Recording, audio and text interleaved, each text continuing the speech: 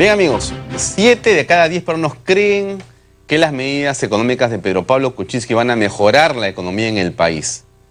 La empresa Pulso Perú con Datum han hecho una encuesta nacional y han preguntado a los peruanos varias cosas. Entonces, esta parte del programa hemos invitado, por supuesto, a un economista de gran prestigio, el señor Javier Zúñiga, para conversar con él y que nos diga, bueno, cómo se puede ver esto y qué, digamos, argumento hay detrás de la expectativa, porque la expectativa surge de algo. Entonces, Javier, buenas noches, gracias por acompañarnos. Hola, Alfonso, ¿cómo has estado? El primer cuadro tiene que ver con la esperanza en que el Perú estará mejor. Y la respuesta de la gente, hay un 56% que cree que el país va a mejorar con las medidas que está, o cuando finalice el gobierno de Pedro Pablo Kuczynski. O sea, dicen, voy a estar mejor en 5 años, casi 60%. Hay una razón, todavía no se ha presentado el gabinete, el presidente da un mensaje a la nación con una visión del Perú. ¿Cómo interpretas tú este optimismo del peruano en este momento? Mira, el optimismo está muy elevado.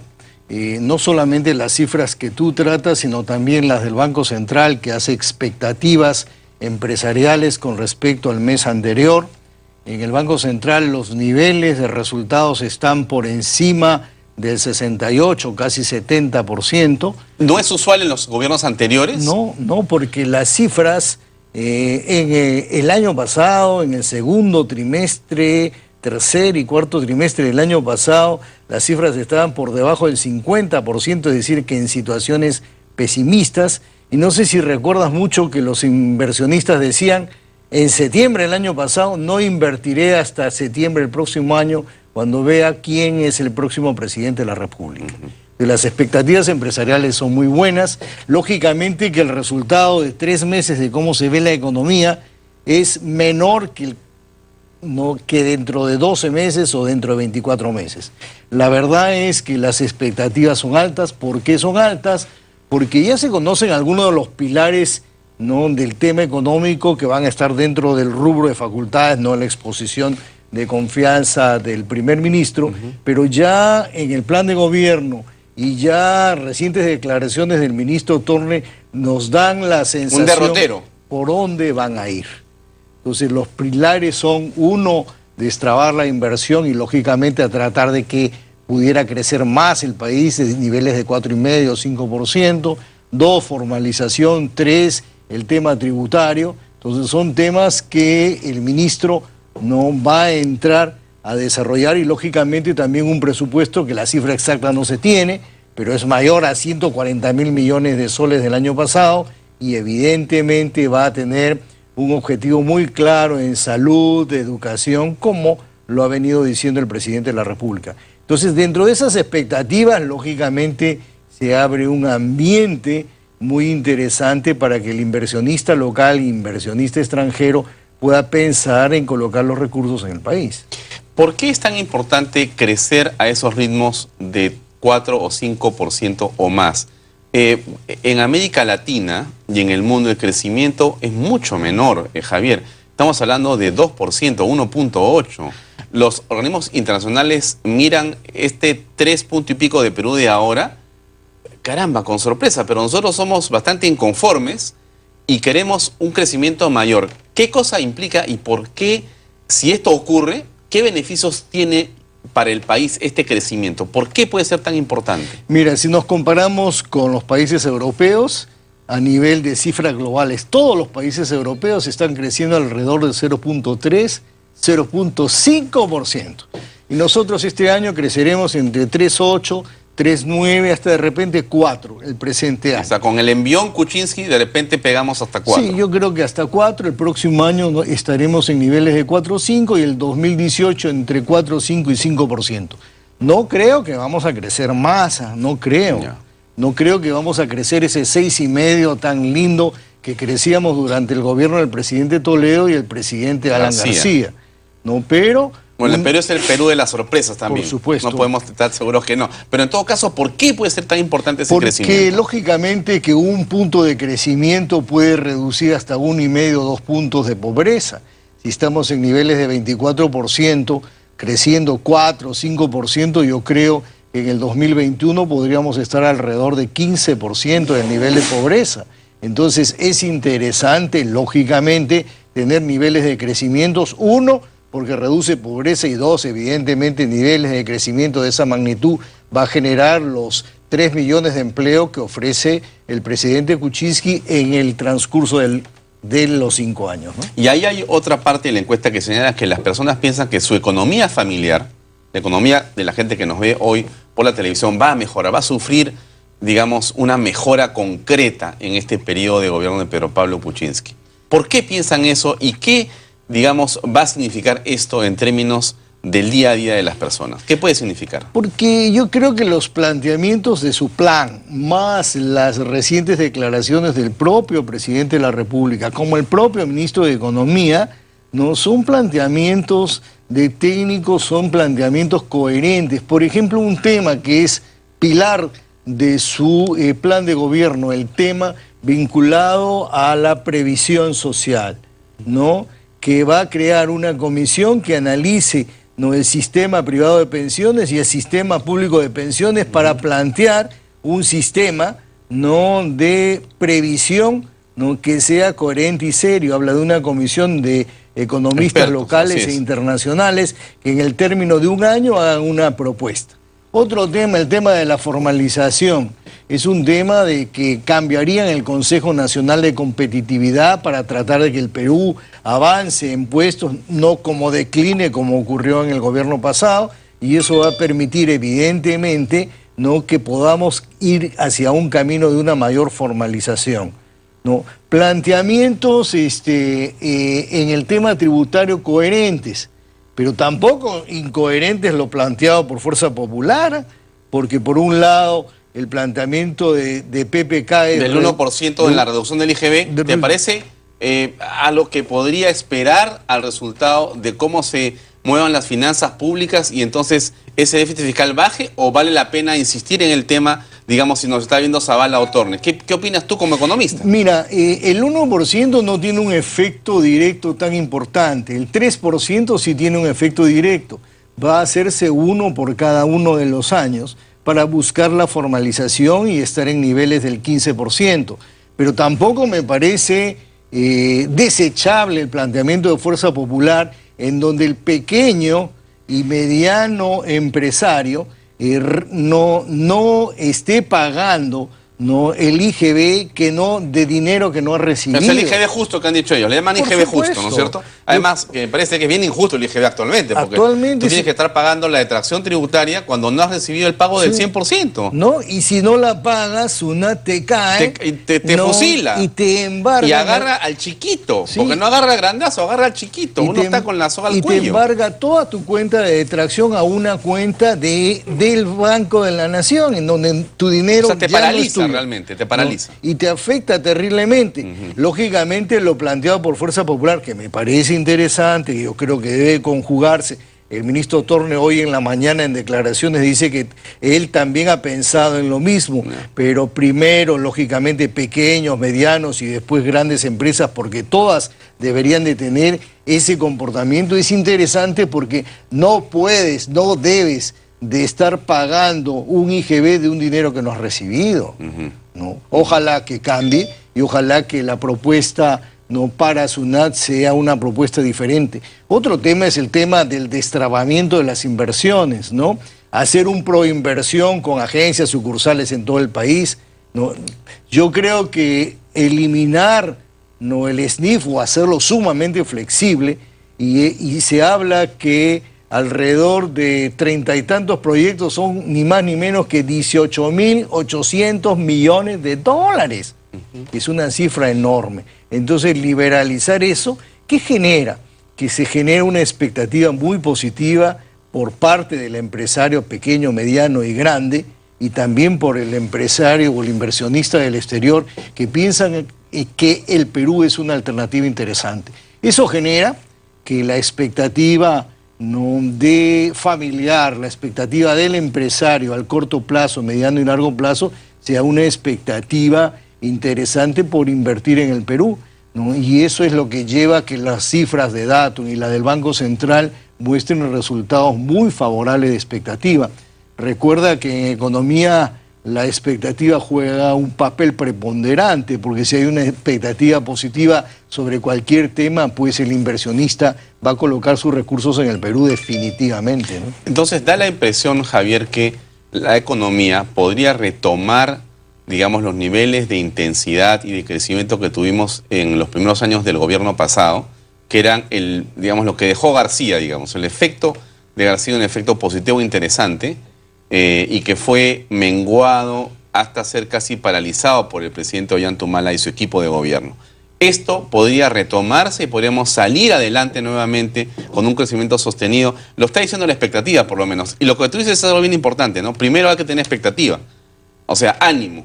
O sea, hay una sensación de que sí vamos a lograr avanzar a otra velocidad, ¿no es cierto? Eso es una primera fotografía que nos muestra esta encuesta, digamos. Lo que pasa es que si nos vamos al mundo de la psicología, esto es una vibra positiva, y uno con vibra positiva evidentemente tiene un deseo enorme, ¿no?, de invertir, tanto inversionistas locales como en el exterior. Esa vibra positiva va a generar, ¿no?, mayor inversión, y esa mayor inversión va a generar mayor empleo.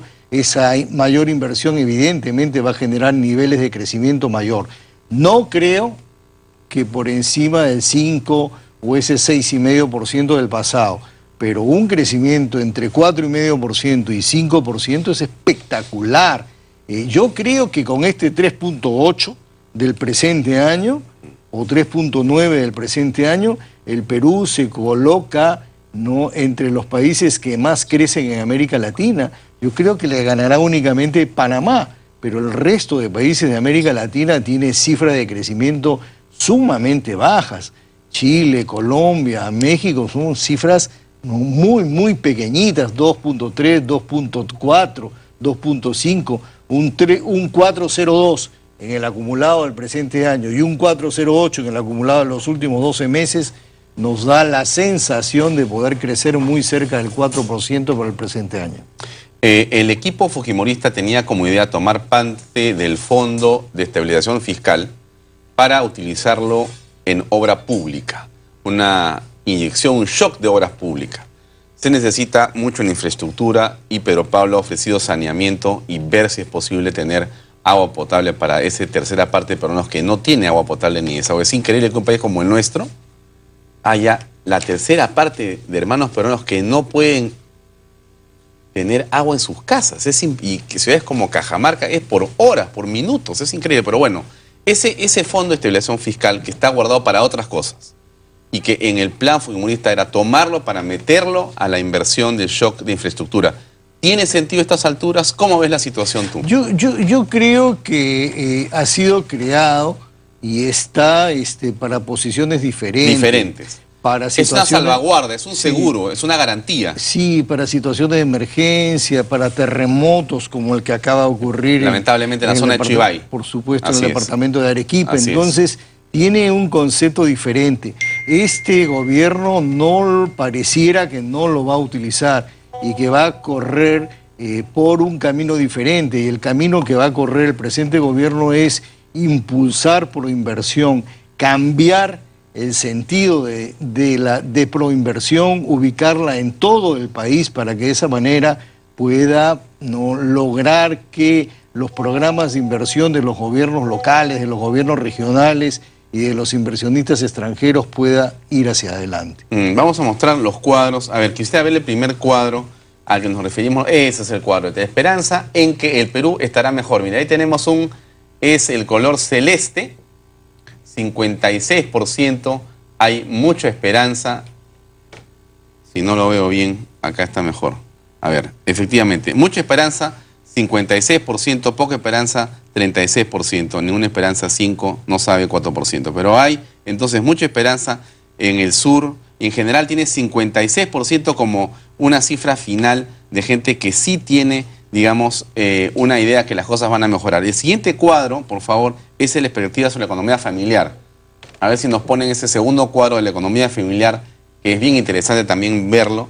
Es, dentro de un año, ¿piensa que la situación económica de usted y de su familia estará mejor, igual o peor? Es la pregunta que hacen en la encuesta Pulso de Perú, y la gente señala con claridad, estará mejor 54%, estará igual 35%. Bien interesante. Ahí está el cuadro que comentábamos, Javier. Mira, esas cifras son bastante similares al nivel de aprobación del propio presidente de la República, que está alrededor de un 63% para alguna casa encuestadora y otra 71, 73% para otra casa encuestadora. Este nivel de expectativa está antes de la presentación del primer ministro y antes de la presentación de facultades. En la presentación de facultades estamos hablando un poco de lo que dice su plan de gobierno, pero no estamos hablando específicamente en determinados temas. Un tema que a nosotros dos nos interesa como dependientes es que vamos a poder detraer no 7 unidades impositivas tributarias, sino 14. Es un tema súper interesante, colocando facturas o boletas, ¿no?, del sector salud o del sector educación, lo cual va a permitir una detracción mayor y que se pague un poco menos de impuestos, ¿no? Otro tema es el de tratar de que el pequeño empresario pague menores cantidades de impuestos para poderse formalizar. Es decir, son temas que todavía están en el tintero, están en el plan de gobierno, aprobarse, ¿no es cierto? que tienen que aprobarse y que lógicamente cuando los presente el ministro Torne dentro del tema de facultades podremos tener una expectativa mayor. Una expectativa positiva va a ser cuando los recursos del Estado estén vinculados fundamentalmente al tema de saneamiento, tema de educación y tema de salud. El ministro de Educación dice que va a ser el primer año en donde la educación va a ejercer un papel preponderante dentro del presupuesto. Por eso, ante la pregunta, ¿cuál es la cantidad de miles de millones de dólares que va a estar el presupuesto? Yo te diré, el año pasado fueron 148 mil millones de soles. Así es. Este año yo no sé exactamente, será 160, 170 mil millones de soles, ¿no? Y lógicamente la mayor parte no irá a educación, irá a salud, irá pues a saneamiento. Javier, un dato importante, ¿no?, que es bien interesante que los peruanos recordemos y reflexionemos. A principios de este siglo, ¿no?, en el año 2000, el presupuesto nacional de la República no pasaba de creo que 15.000 o 20.000 millones o 25 millones de soles. Mira, en un lapso relativamente corto de 16 años, estamos hablando de 160.000 millones de soles para gastar. Hemos dado un salto cuántico, pero bien importante en el país. Hay dinero, o sea, ya no somos un país tan pobre como éramos hace 16 años. No seremos un país rico, pero somos un país con recursos que pueden ser, si no se los roban, caramba, hacemos una revolución en el país solamente gastándolo bien lo que hay, sin generar más. Ahora, te preguntaba por lo otro a propósito de los viajes de Kuczynski a provincias, del lenguaje de Kuczynski, de la forma como él enfoca viajar y hacer que los ministros viajen, ¿no es cierto? Porque la pregunta, el siguiente cuadro que quisiera ver es esta expectativa sobre las propuestas económicas. Hay casi un 60% que cree que sí va a lograr las licencias sociales. Eso es importante.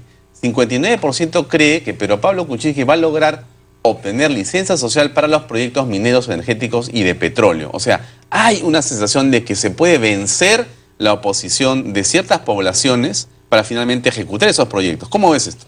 Yo creo que sí, yo creo que concertando, negociando, ¿no?, haciendo consulta previa, ¿no?, conversando con los vecinos, se puede perfectamente, ¿no?, desarrollar cualquier proyecto minero en el país. Si se hubiera concertado en Conga, si se hubiera concertado en los proyectos mineros de Arequipa, yo creo que se hubieran hecho perfectamente. Mira, si tú vives en un edificio de departamentos y abajo te ponen una discoteca de cualquier clase... No hay forma que haya un acuerdo. No hay forma que haya un acuerdo. Eso va a ir a morir, de todas maneras. Claro, eso va a ser un pero desastre. Si tú llegas a un entendimiento en donde a todos los moradores y a todos los vecinos le ofreces, ¿no?, trabajo, le ofreces capacitación, ¿no?, ¿quién le ofreces una posta médica? ¿Quién te va a decir que no? Nadie. Pero es un tema que tiene que ser totalmente concertado, ¿no? Hoy en día hay un instrumento maravilloso que se llama línea de base, que es un instrumento que te puede decir con exactitud qué quiere la población. Y lo que quiere la población, dáselo. Quiere un estadio, dale el estadio, por decir una locura. Claro. Pero dale, eso quiere la población y hay que dárselo, porque ellos No, en el Perú no existe, pero ellos en los Estados Unidos son los dueños del suelo. Aquí no. Aquí no. Otro tema interesante tiene que ver con este asunto de la tramitología, de este tema que detiene la inversión, detiene el desarrollo, detiene las ganas que la gente tiene de poder hacer las cosas, ¿no es cierto? Entonces hay un cuadro interesante que habla sobre el impacto de la reducción en los trámites. Y la gente cree que casi en un 50% la gente dice que efectivamente esa reducción de trámites va a tener un efecto, un impacto en la economía. O sea, va a haber una mejor forma de poder hacer y desarrollar económicamente el país si eso se reduce. Bueno, este es un grito de modernidad que la gente está pidiendo en realidad, ¿no es cierto? ¿Qué piensas al respecto? Mira, yo creo que la reducción de las barreras es un tema fundamental, ¿no? La Universidad de Sapiens, la Universidad Católica de Sapiens del Cono Norte hizo un trabajo hace un par de años en donde analizaba las licencias en diferentes lugares del país y unas costaban 80 soles y otras costaban 1.200 soles. Yo recientemente he sacado mi licencia para mi empresa de consultoría, ¿no? 100 metros, 1.400 soles. Yo pregunto, quien coloca un restaurancito pequeñito de 100 metros pagar 1.400 soles, no tiene ningún sentido. Lo único que está haciendo es... fomentar la informalidad. Claro. No lo hagas, no hagas la licencia, no hagas el trámite, porque después del trámite de la licencia viene el trámite de defensa civil que hay que cumplir con todo lo que te piden. Y te piden, pero cada enchufe y cada cable y cada toma corriente y cada, como si fuera No, como si estuvieras en Suiza, extinguidores de agua, etcétera, Lo curioso es que le piden al que se formaliza, porque el informe que está a tu lado, a ese no le piden nada. Absolutamente. Esa es la contradicción de la sociedad, pero bueno, la tramitología reduciéndose permite que uno pueda ver con más esperanza las cosas también. Yo pienso que sí, yo creo que hay demasiada tramitología, lo decía ayer en declaraciones la ministra del Medio Ambiente, no estamos en Suiza, el Perú no puede ser Suiza de pronto y tenemos que ir lentamente a cumplir con todas las normas ambientales, pero no estamos en Suiza, es el Perú. Javier, tenemos poco tiempo, nos queda un minuto para cerrar. Fernando Zavala se presenta en unas horas más en el Congreso. Hay mucha expectativa, también Alfredo Torne, en fin, hay una sensación y un sentimiento determinado. Si nos estuviera viendo Fernando Zavala y Alfredo Torne en un intervalo de su preparación, de su mensaje a la Nación o al Congreso de la República, ¿qué les podrías aconsejar tú?